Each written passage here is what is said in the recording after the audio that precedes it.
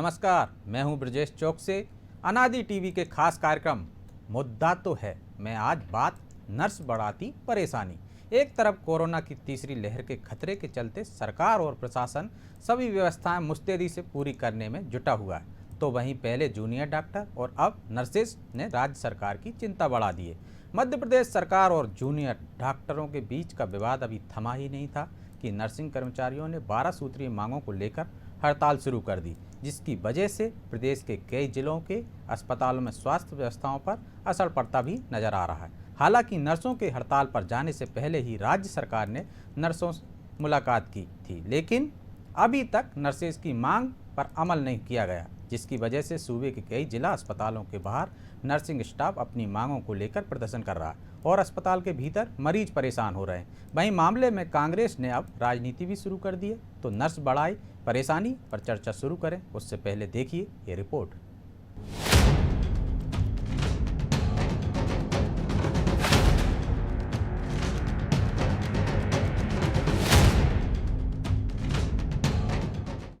पूरा देश इन दिनों कोरोना महामारी से लड़ रहा है, लेकिन मध्य प्रदेश में स्वास्थ्यकर्मी अपनी ही सरकार से लड़ते नजर आ रहे हैं। फ्रंटलाइन वर्कर्स कहे जाने वाले डॉक्टर और नर्सिंग स्टाफ एक एक करके सरकार पर दबाव बनाने के लिए और अपनी बात मनवाने के लिए हड़ताल पर जा रहे हैं।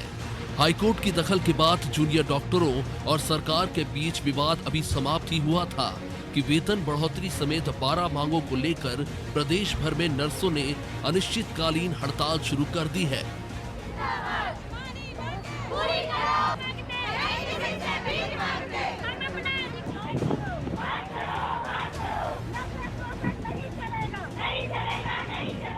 नर्सेस का कहना है कि जब तक उनकी मांग पूरी नहीं होती तब तक हड़ताल जारी रहेगा। नर्सों की मांग है कि 2004 के बाद नियुक्त हुए सभी स्टाफ नर्सों को पुरानी पेंशन लागू किए जाने के साथ कोरोना काल में काम करने वाली नर्सेस को 2 वेतन वृद्धि दी जाए। हालांकि हड़ताल पर जाने से पहले नर्सों ने अपनी मांगों को लेकर सरकार को आगाह किया था, लेकिन सरकार ने एसोसिएशन से अब तक कोई चर्चा नहीं की। 45,000 स्टाफ नर्सेस स्ट्राइक कर रहे हैं, पीएससी हो सीएससी छोटी बड़ी जगह पे, क्योंकि नर्सेस ने तो कोरोना में काम किया है ना, जान दी है, हाँ, स्टूडेंट भी दिए, उनके परिजन भी मर गए हैं, है ना, कई के तो हस्बैंड भी खत्म हो गए। तो क्या हमारा अधिकार नहीं है कि हम लोग इसके लिए सेकंड ग्रेड कुछ डिमांड पूरी होना चाहिए? जब तक हम लोग चिल्लाएंगे नहीं, हम लोग बिना रोए, माँ भी बच्चे को दूध नहीं पिलाती है, प्रशासन के ऊपर असर नहीं जाता है जब तक कि हम लोग काम बंद न करें। इस काम बंद करने की जिम्मेदार सरकार है, प्रशासन है, क्योंकि हमें मजबूर किया गया सरकार ने। हमारी मांग है, पहली उच्च स्तरीय सेकंड ग्रेड अन्य राज्यों की तरह सम्मानजनक दिया जाए, दूसरा पुरानी पेंशन योजना लागू की जाए, क्योंकि आज ये मंत्री मिनिस्टर के वेतन भत्ते रेगुलर बढ़ रहे हैं, उनको स्टाइफंड बढ़ना चाहिए, बच्चों का काम कर रहे हैं 18,000 होना चाहिए। कोरोना संक्रमण की तीसरी लहर के खतरे के बीच कुछ नर्सों की इस हड़ताल ने अब राजनीतिक रूप ले लिया है, क्योंकि अब कांग्रेस ने नर्सों की हड़ताल का समर्थन कर दिया है। कांग्रेस प्रदेश कार्यालय में कांग्रेस नेताओं ने प्रेस कॉन्फ्रेंस कर बीजेपी सरकार पर हमला बोला। कांग्रेस विधायक आरिफ मसूद ने कहा कि नर्सों की मांग पर सरकार तत्काल गंभीरता से विचार करे और नर्सों की मांग पूरी करे।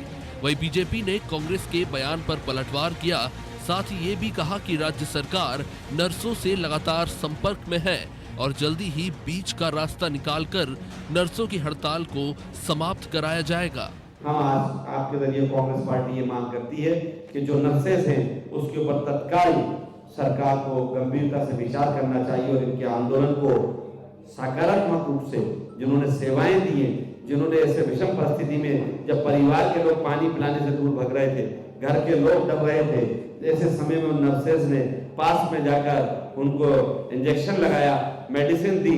ऐसे वक्त में अगर आज वो मांग कर रही हैं तो सबसे पहले गंभीर विषय के मध्य प्रदेश सरकार से मैं आह्वान करता हूं कि इसको तत्काल पूरा करें और उनकी मांगों पर विचार करके पूरा करें। ये कांग्रेस पार्टी है। अब देखिए, वैसे तो विगत दिनों उनसे बातचीत हो गई थी, पर भारतीय जनता पार्टी की सरकार तो संवाद स्थापित करने वाली सरकार है। मुझे लगता है संवाद स्थापित करके सब चीजें ठीक हो जाएंगी। मध्य प्रदेश में नर्सेस के साथ आशा और उषा कार्यकर्ता भी अपनी बात मनवाने के लिए सरकार पर दबाव बना रही है और चरणबद्ध तरीके से प्रदेश भर में हड़ताल कर रही है। लेकिन राज्य सरकार की तरफ से अभी तक ना तो नर्सों से कोई संपर्क किया गया और ना ही आशा कार्यकर्ताओं से, जिसकी वजह से प्रदेश की स्वास्थ्य सुविधाओं की हालत खराब होती नजर आ रही है। अब देखना होगा कि हड़ताल को समाप्त करने के लिए सरकार की तरफ से आखिर कब तक पहल की जाती है। ब्यूरो रिपोर्ट, अनादि टीवी।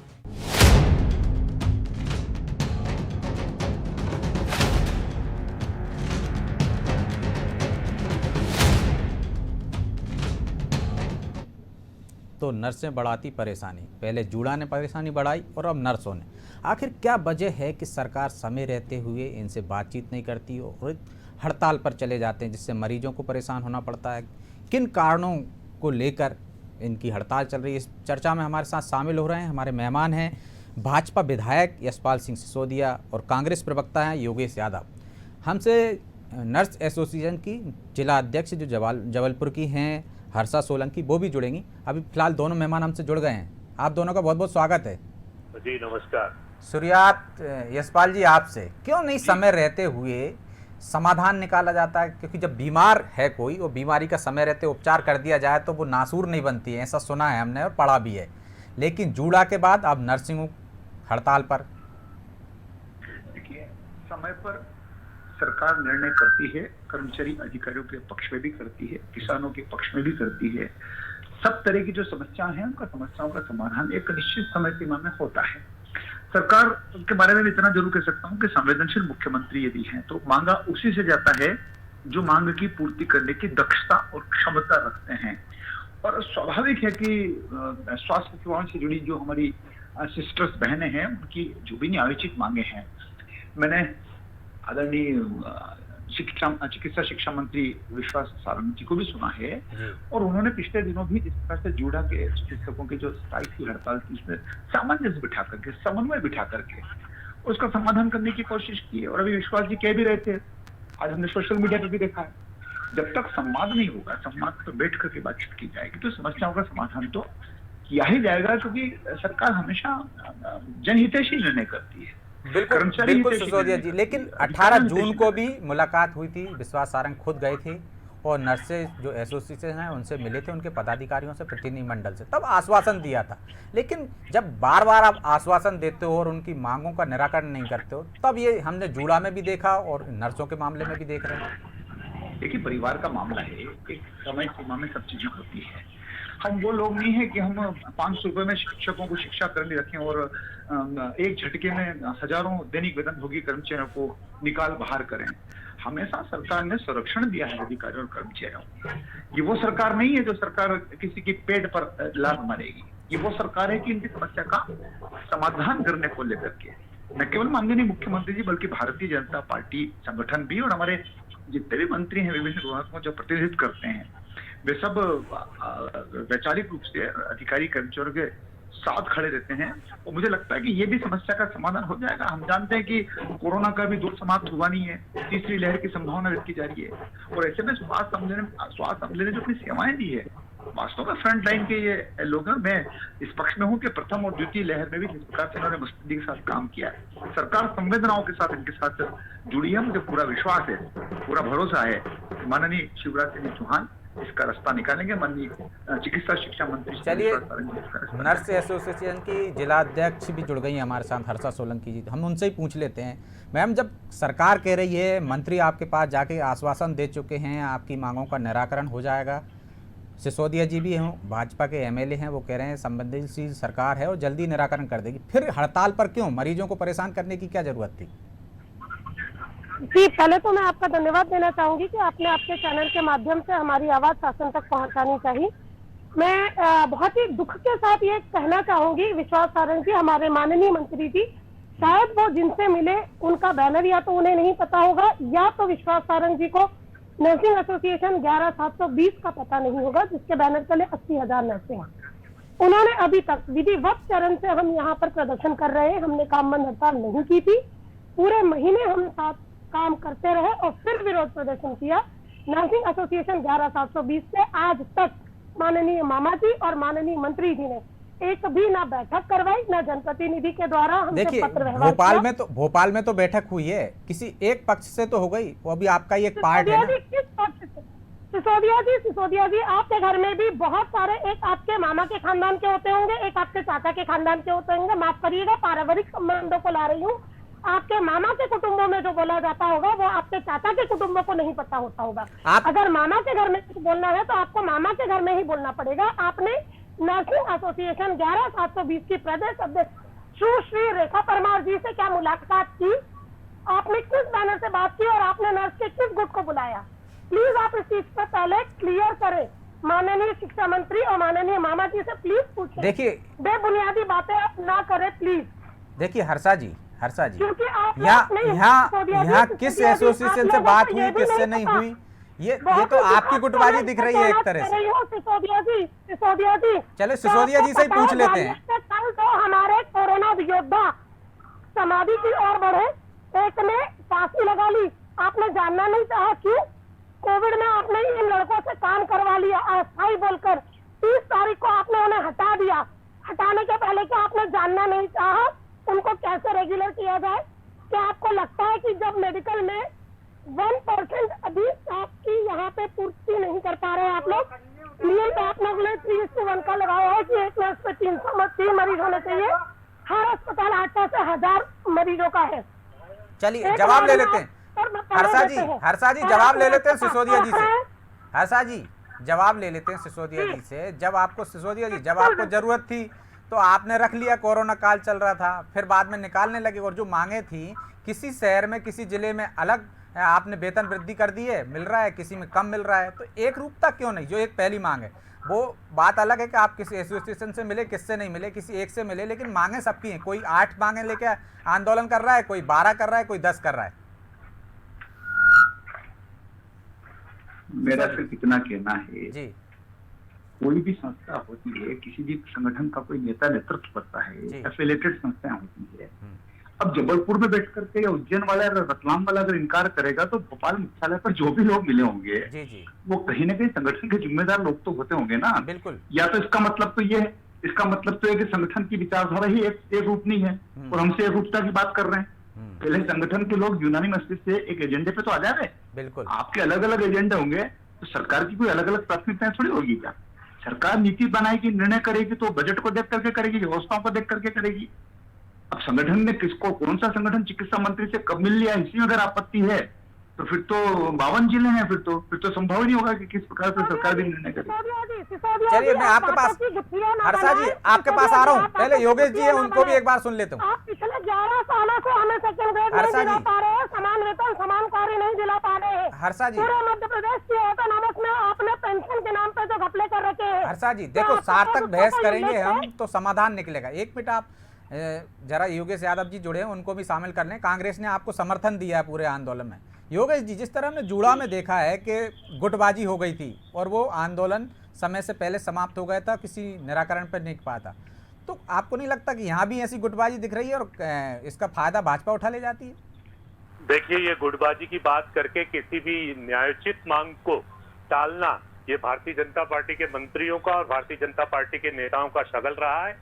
एक संवेदनशील मैटर जिसमें मध्य प्रदेश का शासन, भारतीय जनता पार्टी का शासन, जिसको मौत पर कभी गम नहीं होता, लोगों की मौत पर, जलती हुई चिताओं पर जिनको कोई मन के अंदर संवेदना नहीं है। क्या बात कर रहे हैं यादव जी, उनके तो पीएम और पूरे देश के पीएम मौत पर रो चुके हैं, आंसू बहा चुके हैं, उस पे आपके राहुल गांधी तंज कस रहे थे। तो फिर अभी आप मेरी पूरी बात या तो हो जाने दीजिए या तो आप कह दीजिए। चलिए आप बात कर लीजिए, मैं तो आपको बता रहा हूँ। बात मेरी ये, मैं पूछना चाहता हूँ कि जो हमारी नर्स बहनें जिनका परिवार उजड़ गया, कोई फांसी लगाकर बैठ गई, कोई बच्चे से, किसी के बच्चे अनाथ हो गए, नर्स का यदि ये जाकर पैर भी पूछे ना नर्स बहनों के, तो क्या में पैर धो के पीना चाहिए। आज पूरे मध्य प्रदेश क्या पूरे देश में जो संकट आया था, तो आज नर्स बहनों ने अपनी जान की परवाह नहीं की। डॉक्टर ने सुरक्षा जरूर देख ली होगी अपनी, लेकिन नर्स बहनों की 24 घंटे की ड्यूटी, ये लोग संवेदनशील और गुटबाजी की बात करते हैं। जो नर्स बहनों के साथ जो त्याग और बलिदान छुपा है, वो ये तो भारतीय जनता पार्टी का सारा चेहरा सामने आता है कि ये किस टाइप के असंवेदनशील लोग हैं, किस तरीके। अच्छा, असंवेदनशील है जिनका मंत्री ये बोले, पालक संघ को ये बोले कि मरना हो तो मर जाओ, जिनकी मानसिकता है। विश्वास सारंग ने उस मीटिंग में पहली बार क्या बोला था ये हम अच्छी तरह जानते हैं। नर्सों को किस तरीके का आश्वासन दिया गया था। ये एक संवेदनशील मैटर है। इस मामले में कांग्रेस हमेशा नर्स बहनों के साथ खड़ी हुई है। हम सड़क पर भी आएंगे और मौतों का हिसाब मांगेंगे। मौत को प्रदान करने वाली भारतीय जनता पार्टी की सरकार, चाहे देश का प्रधानमंत्री हो जिसने देश को चुनाव के कारण कोरोना के अंदर धोखा, जिसने हमारे फील्ड वर्कर्स को, हमारे डॉक्टर्स को, हमारी नर्स बहनों को जिनकी जान चली गई, उसके बाद भी ये गुटबाजी और उसकी, जिसको एक तरीके से कह सकते हैं बहाना, और दूसरे शब्दों में कहेंगे कि ये गली ढूंढ रहे हैं, तो इससे ज्यादा असंवेदनशील, इससे ज्यादा मैं कहूंगा कि अमर्यादित कोई भी सरकार नहीं हो सकती जो नर्स बहनों पर टिप्पणी कर रही। और कांग्रेस इनके साथ खड़ी हुई है। हम कंधे से कंधा, वो मेरी बहन जिसकी जबलपुर से आवाज आ रही थी, उसकी आवाज में दर्द देखो। सिसोदिया जी, क्या भाजपा या सरकार उनकी गली ढूंढ रही है कि जो वादे किए थे, घोषणा की थी, वो अमल नहीं कर रहे? कौन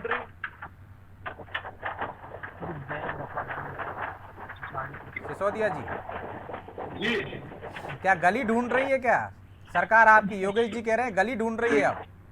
योगेश जी, अभी संवेदना के दौर में आग में घी डालने का काम न करें, भड़काने की राजनीति न करें। आपका वो कालखंड देखिए जब आपने शिक्षा कर्मियों के साथ, पंचायत कर्मियों के साथ, दैनिक वेतन भोगी कर्मचारियों के साथ सो चूहे खा करके और हज को चली। देखिए, संवेदनाओं का दौर है। नर्स सिस्टर हो या चिकित्सक लोग हों, इनको लेकर के हमारी सरकार हमेशा, मैं आपके पास ही आ रहा हूं, आपने बात की है। मुझे पूरा विश्वास है, मुझे पूरा भरोसा है, ये कांग्रेस के लोग कितनी भी आग लगाने की कोशिश कर ले, न्याय कर्मचारियों का, अधिकारियों का अगर किसी ने किया है, चाहे वो 6वां वेतन आयोग हो, चाहे वो 7वां वेतन आयोग हो, चाहे अन्य सुविधाओं का मामला हो, चाहे दैनिक वेतन भोगी कर्मचारी, अभी आप देखिए कोविड के इस दौर में अनुकंपा नियुक्ति का जो दौर चला है, दैनिक वेतन भोगी कर्मचारियों को भी अनुकंपा नियुक्तियां दे रहे हैं, जो तदर्थ थे उनको भी अनुकंपा नियुक्ति दे रहे हैं, जो मानदेय पर था उसको भी अनुकंपा नियुक्ति दे रही सरकार। और इस प्रकार से हमारे ऊपर आरोप लगा रही है कांग्रेस के लोग, और कांग्रेस के लोग भड़काने का काम कर रहे हैं।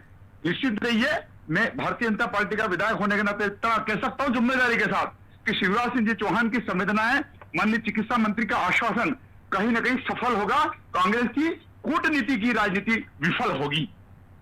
योगेश जी, आप यशपाल जी की बात का जवाब दें, उससे पहले हर्षा जी कुछ बोलना चाह रहे हैं। जी हर्षा जी, कहना चाहूंगा। योगेश जी 1 मिनट हर्षा जी को सुनने फिर आ सिसोदिया जी, मैं संपूर्ण दिल से आपका धन्यवाद करती हूँ कि आप लोगों ने हम लोगों को बहुत आगे तक किया।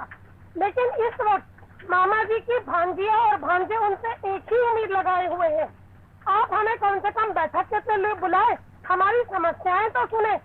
जितनी भी हमारी कोरोना योद्धा शहीद हुए, आप उन्हें शहीदों का दर्जा तक नहीं दे पा रहे हो। ऐसा क्या गुनाह कर लिया हमने कोरोना में सेवा करके? आप अभी भी देख सकते हैं, अगर हम मामा जी से नाराज होते तो हम जो अभी वैक्सीनेशन प्रोग्राम चल रहा है उसकी नर्सों को अपने साथ ले लेते। सिसोदिया जी, हम महीने भर से आपसे बात करने की कोशिश कर रहे हैं, मामा जी ने एक बार भी हमारी सुध नहीं ली। महीने भर से हम पत्र व्यवहार कर रहे हैं, विरोध प्रदर्शन कर रहे हैं, कभी हमें बैठक के लिए नहीं बुलाया। उन्हें ये तक नहीं पता कि हमारी मांगे कितनी है। कैसे हम मान लें कि मामा जी को हमारा ख्याल है? बताएं आप सिसोदिया जी। बिल्कुल, आपका जवाब सिसोदिया जी से ले लेते हैं। पहले इससे पहले योगेश जी के पास चलते। योगेश जी, आप कह रहे थे तो देखिए, ये जो हमारे मामा जी है, तथाकथित मामा जी, माननीय शिवराज सिंह जी चौहान, इनको नारे और शब्दावली गठित करने में बड़ा आनंद आता है। मैं मामा हूँ, भांजियों का रक्षक हूँ, बहुत बड़ी बड़ी बातें करते हैं, लेकिन भांजियों की कितनी मौतें हुई हैं, कितने उनके बच्चे अनाथ हो गए, इससे कोई मतलब नहीं है। मैं बोल रहा हूँ, ये आंकड़ों की बाजीगरी करके जब बड़ी बड़ी बात दम्भ से कहते हैं कि हमने कोरोना के कारण इतनी मौतें बचा ली, जान बचा ली, तो वो शिवराज सिंह जी चौहान या भारतीय जनता पार्टी के नेताओं के कारण नहीं हुआ। मध्य प्रदेश के शासन का स्वास्थ्य मंत्री या चिकित्सा स्वास्थ्य मंत्री या विधायक गायब हो गए थे, जिस समय हमारी बहनें वहां पर हॉस्पिटल में 24 घंटे की ड्यूटी दे रही थी। इस कोरोना से मौतों का बचाव करवाया हमारी स्वास्थ्य की बहनों ने। और मैं आपको स्पष्ट कह देना चाहता हूँ, माननीय विधायक जी, अपने भत्ते कम कर दीजिए, अपनी तनख्वाह कम कर दीजिए, विधायकों की सुविधाएं कम कर दीजिए, विधायकों के गाड़ियों के वो कम कर दीजिए भत्ते। और जिस तरीके से आपके अनाप शनाप खर्चे हो रहे, एक नर्स क्या मांग रही है आपसे? एक निवाला मांग रही है, एक अधिकार मांग रही है, जिसने अपना सेवा दी है। कोई आपसे कोई हीरे पन्ने तो मांग नहीं रही है। वो तो आपने निजी हॉस्पिटल में बड़े बड़े लोगों से गलबाइया करके रखा है, जिसको मौत के कारण जिसने लड़ाई लड़ी है। और निश्चित ही मैं इस बात का समर्थन करता हूं कि हमारी नर्स बहनों को शहीदों का दर्जा दिया जाना चाहिए, संपूर्ण मान दिया जाना चाहिए। और मामा यदि अपनी भांजियों को पूजना चाहता है तो सबसे पहले उनको नर्स बहनों के पैरों को जाकर पूजना चाहिए, तो जब ही मामा कहलाएंगे। नहीं तो मामा को शकुनी मामा भी हुए हैं और कंस मामा भी हुए हैं, इतिहास गवाह इन बातों का। चलिए सिसोदिया जी से आपका जवाब ले लेते हैं। लेकिन अच्छा हुआ तो कुछ और लोगों ने किया, अधिकारियों ने किया, कर्मचारियों ने किया, नर्सों ने किया। बुरा हुआ तो सरकार ने किया। ये तो दो बातें हो गई ना योगेश जी। नहीं क्या बातें हुई, किया है फील्ड जब ऑफिसर हुआ ने, तो सरकार के अधिकारियों ने किया। नेतृत्व में हुआ। आप एक तरफ कह रहे हैं अच्छा काम किया नर्सों ने, तो सरकार के नेतृत्व में किया। सरकार के नेतृत्व में सरकार के लोग लापता थे, फील्ड ऑफिसर, मेरे स्थानीय अधिकारी, डॉक्टर और विशेषकर नर्स। मामा जी ने महामारी को खत्म नहीं होने दिया है। अभी कोरोना काल खत्म नहीं हुआ है। तीसरी वेव के लिए हम तैयार हो रहे हैं। और आपने इस महामारी के दौर में, जिसने महामारी में फर्स्ट और सेकंड लेयर का डट के सामना किया, आप तीसरी लेयर आने के पहले आपने कोविड में स्थायी कर्मचारियों को निकालने का आदेश दे दिया। आज आप देख सकते हैं नेताजी सुभाष चंद्र मेडिकल कॉलेज के 228 स्टाफ कोविड में तो भर्ती हुए थे, उन्हें आपने निकाल दिया और 15 को आपने रख लिया। क्या 15 से आप जबलपुर जिले के कोविड ब्लड संकट को संभाल लेंगे? डेल्टा वायरस तीसरी लेयर आई है, क्या आप संभाल लेंगे मामा जी? प्लीज बताओ सिसोदिया जी, ये कूटनीति क्यों कर रहे हैं मामा जी हमारे साथ? सिसोदिया जी, क्या ये समय सिसोदिया जी, मामा जी को हमें और चलिए हर्षा जी, बढ़ावा देना सिसोदिया जी चाहिए? कुछ बोलना चाह रहे हैं। मेरा कहना है हमको कांग्रेस से किसी प्रवक्ता के प्रमाण पत्र की आवश्यकता नहीं है। हम तो उल्टा कांग्रेस से पूछेंगे कि आप लोग थे कहाँ? हमारा तो सेवा भारती हमारे साथ था, हमारे भारतीय जनता पार्टी के सांसद हमारे साथ थे। आप कहाँ थे हुजूर? आप 2 महीने से कहाँ थे? आपका दल कहाँ थे? आपकी पूरी बात मैंने सुनी। अगर मेरा जवाब सुनना तो सुनिए, मैं काट दूंगा, नहीं तो मैं एक शब्द नहीं बोला आपके साथ। क्षेत्र की जानकारी आपके यादव जी सुन तो लीजिए, मैं एक शब्द नहीं बोला हूँ। यादव जी बात तो सुन लीजिए। बात तो सुन लीजिए। आप हमारी बात तो आप सुनते नहीं और अपने बकबक किए जाते हैं। बोलिए सिसोदिया जी। इनके क्षेत्र इनको की सुनना जानकारी पड़ेगा। मेरे को। जी इनको सुनना पड़ेगा क्योंकि हमने भी इनकी बात सुनी है। जी बोलिए, सुन रहे हैं।